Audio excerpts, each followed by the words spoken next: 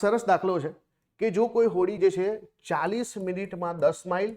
પ્રવાહની દિશામાં જાય, પ્રવાહની દિશામાં એટલે કે અહીંયા ડાઉનસ્ટ્રીમ જેને કહીએ છીએ આપણે, અને જો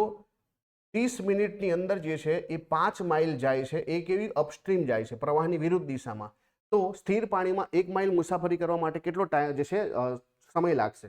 તો જુઓ 40 મિનિટમાં 10 માઇલ જાય છે, આનો મતલબ જે છે 10 માઇલ કાપવા માટે એને જે છે કેટલી સ્પીડ છે, એટલે આની સ્પીડ જે છે શું થઈ ગયું, ડિસ્ટન્સ અપોન ટાઈમ, એટલે કે આની સ્પીડ જે છે 1/4 થઈ જશે.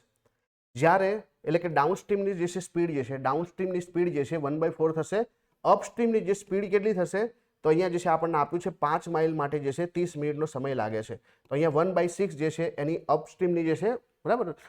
સ્પીડ થઈ જશે. ડાઉન અને અપની વચ્ચે સરવાળો કરીને ભાગ્યા 2 કરીએ તો આપણને હોડીની જે છે આપણને સ્થિર પાણીમાં ઝડપ મળે. આનો મતલબ જે છે કે આ જે છે 1/4 પ્લસ 1/6/2 કરીશું તો 6 4 10 અને નીચે જે છે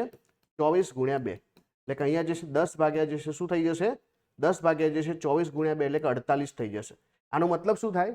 કે આપણે જે છે 10 માઇલ કાપવા માટે જે છે 48 મિનિટની જરૂર પડે,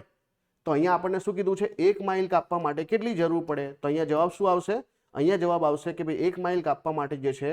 48 ભાગ્યા 10 એટલે કે 4.8 જે છે તમારે સેકન્ડની જરૂર પડે, મિનિટની જરૂર પડે, તો આપણો આશરે જવાબ આવશે 5 મિનિટ. તો ઓપ્શન નંબર બી જે છે સાચો જવાબ બને.